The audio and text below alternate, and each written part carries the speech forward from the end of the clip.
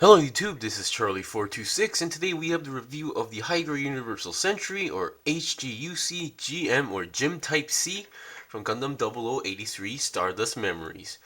Now this was mostly seen in the first beginning of the series, and then later I believe we also saw the variation of it, which is a recolor or different color, being red being the space version. The one you see at the moment is the normal release version, but at the same time also the ground usage version. Those who are interested, there's actually a premium Bandai version of the space version that comes with another ball unit. So it's like a set, premium Bandai set. So those who are interested can also go for that. Anyway, let's get on to the review. First, what you get, of course, is the GM Type C from the series. You get a shield, as you can see. You get one, I believe this is the bullpup machine gun, I think, or just a machine gun, and then you get some extra polycaps left from the build. Considering the design, it doesn't really take much, a lot of polycaps. And beyond that, you do get some extra parts that you don't actually use.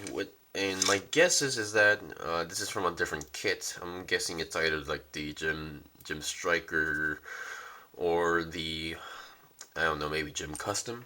Then again, the Gym Custom came out way later than this kit, so that could be a different story. What else you get is the bazooka. I think it's almost the same design as the bazooka that you get from the Gundam Mark II. And then you get multiple hands. Let's see, I believe in total you should be getting like 6 hands. No, actually 7 hands. What you get is 2 open hands. 2 open hands like these for left and right. You get 2 open hands like these. And then you get 2 fists for each hand. Only 2 fists. Now the problem is that the normal hand, you get the multi-purpose hand, comes with the desert sand color handguard. The rest of these 4 hands comes with the gray parts. Now I actually tried attaching this to here, and it does not. It's a loose fit. It doesn't like really fit. The size is correct, but it does not lock into place. So that's kind of a problem. But those who are experts in painting or usually paint their kits shouldn't have a problem. So you get you only get one multi-purpose hand for the right hand. The other 2 hands, which I'm currently using, is the it's another open hand, but strangely enough, this one actually has a articulated wrist like that. Just letting you guys know. And the other being the usual trigger finger for the machine gun and for the bazooka. Okay, that's that. And then beyond that, you do get one more piece. This is the action-based connector. Below the crotch piece, there's a small piece that you take off and will reveal a hole that you can attach this, and you can connect this to an action base.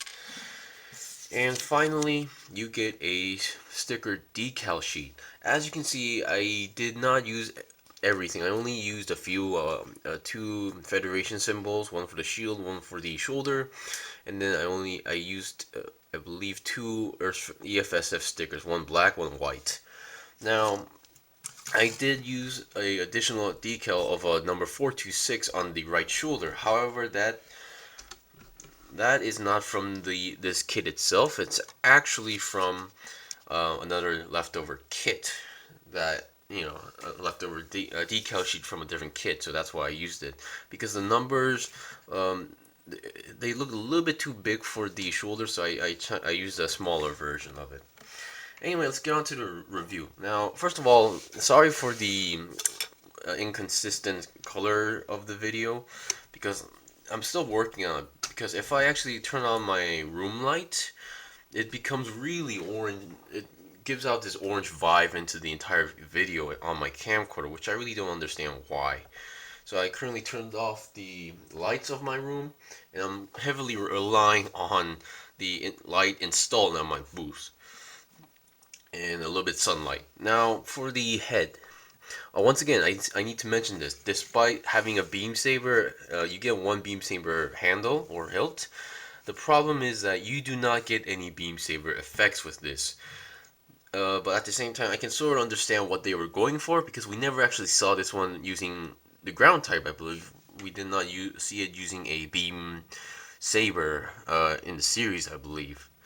But then again, I'm not sure if that's the case. If the also, I believe there's a HGUC powered gym, I believe. If that comes with a beam saber now, that's really a interesting move to do. Okay, so let's get on to the review. First, the head. As you can see, this kit does not come with any additional stickers, so it's got kind of a sticker free besides the decal stuff. The head. I really like the visor. It comes with a clear light green visor, and inside the visor, behind the visor, I actually colored this gray piece with a metallic silver Gundam marker, and it really gives out that shining effect. So the head, it can go down that much, up that much, and then 360 should be no issue at all. One thing I also noticed is that the antenna color it's kind of different. It comes in a gray antenna. Usually you would see the same color as the head, but this one, guess not. Also, the antenna for mine was feeling a little bit loose, so I actually glued it on, and it turned out very well. Okay, the main body, there's nothing too special on the main body. Once again, the red section here is a separate piece. The yellow sections are also a separate piece. On the backpack, it's your typical gym type backpack with a beam saber handle on it. Of course, this first time seeing a beam saber handle was this small antenna thing popping out on the bottom. You have force thrusters. They don't really, you can kind of wobble them, but they're not really meant to move, in my opinion, as well. And keep in mind, this kit came out in 2010, and it has pretty good, decent articulation. For the shoulders, now usually you would expecting the main shoulder connected to the main body with a ball joint and connecting to a polycab in the main body, but this one, there's actually a peg coming out from the main body, so it does not use ball joints for the shoulder, but it moves pretty much the same as your typical modern HG kit. So the shoulders can go forward and backward, and then the arms are double jointed arms. And 360 should be, oh, my bad, no issue at all. And with this open hand, you can actually make it look like it's trying to take out its beam saber effect. That's a very good effect if you ask me. Also, each hand has this hole on on the bottom of the section for the shield connector. Of course, the kit only comes with one shield connector, as you can see, so not a big deal. The body itself, let's see, I believe 360 should be, pretty easy, like that. Now for the waist section. The waist section, there's nothing too special going on, except for there's these holes on the side skirts, which I still don't know for the purpose. You got some additional thrusters here. The back skirt is a single piece. The front skirts, they do not come in the style where you can actually cut the middle section and then use them separately. They don't come into those ball jointed shape things. It's like more like a straight line. So just letting you guys know. But because of that, you can move pretty much a lot to the front. And that red section there is a separate piece. Now, as you can see the V colored in gold. I use a metallic gold Gundam marker.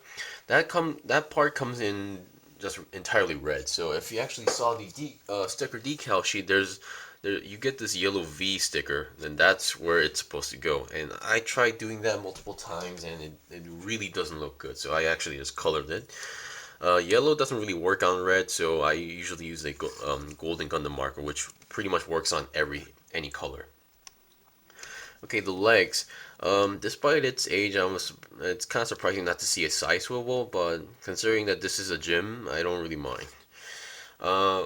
The legs are pretty much basic, simple design legs. It can go forward that much, and then it does not.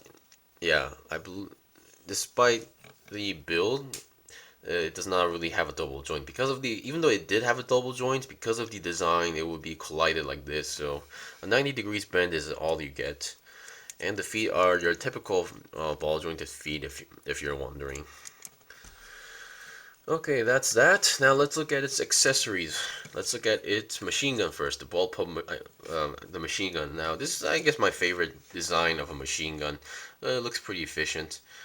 With that trigger finger, there's no worry about like connection issues. Once again, however, it's just a trigger finger. It does the weapon. There's no hole or peg on the weapon or the hand itself. So just letting you guys know. And you do get a bazooka, and here's the main issue what I'm having with the bazooka. It could be either the quality of the trigger finger, but okay, connecting the trigger finger to the bazooka is no issue at all. But I think what the main problem is the articulation, the lacking articulation of the wrist for using the bazooka. Despite the bazooka, the handle does move a little bit. You do have some articulation on the handle. However, because of the design of the end of the arm, it's not like a straight line. It's on an angle, so it's kind of tricky to pull off. You kind of have to squeeze through it, and then yeah, you have to like force a little bit force, and there you go. And even though you do get on the right position, the trigger finger will try to like detach. It will try to like break apart. As you can see the trigger finger being split up. So that's my only main issue with this. It was a good idea implementing the moving handle for the bazooka was a good idea, but at the same time, it still lacked articulation. They should have it would have worked better if they gave like a additional like a bent ball jointed connection hand, or like a articulated wrist like the open hand, but in a different like the ones that we get with the Gyan Revive. So that would have actually worked pretty well for this bazooka. I don't really know why I'm having trouble with this, because I remember I had no trouble with the HGUC Gundam Mark II Titans version Revive, but this time I'm actually having some issues. I don't know why. This is the only main issue I have, but since I really like the machine gun, I'm gonna stick with that. Okay, last is the shield. The shield connector is the one that is the same type of connector that we see with the GM Striker. So it's not a peg. There's a clip here, and you just need to slide it down. Oops, my bad. Slide it down like that, and you have no trouble at all. Also, if you wish to do so, you can do it on the other side or the back. And yeah, it clips in, and since that other piece that's connected to the shield is on a peg, you can actually spin the shield around if you wish to do so. Now let me take out the shield, and oh well, I guess I shouldn't mention this since the other hand, which has a articulated wrist, the main reason for that is, oh my bad. The main reason for that is because you want to do this. Now, in the series, we would usually see some multiple scenes where they are holding the machine gun with both hands, and this is where the hand comes in handy. Come on. Oh, come on. Anyway, yeah. You can hold the machine gun in like both hands, so it's a pretty good extra touch if you ask me. And now, finally, I should mention the beam saber. The beam saber, it's pretty much your standard design beam saber, and also another thing, on the ankles you have these ankle guards. These round pieces tend to, if you're not careful, they will try to pop out if you're not too careful. So I suggest if those who are having issues with these like popping out time to time, I think gluing them would just solve the problem, because the round piece itself are just individual parts, and they don't really have like a major role. The beam saber, once again, it's kind of surprising, because in the games you can actually use the beam sabers, but in this, I guess the kits they didn't really include it in that aspect. You can just, oh boy, you can just attach the beam saber like that, and it can hold in pretty much any. It won't, it will hold in pretty firmly.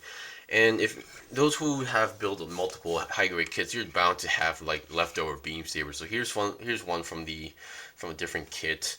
And you can just attach it, and no problem at all.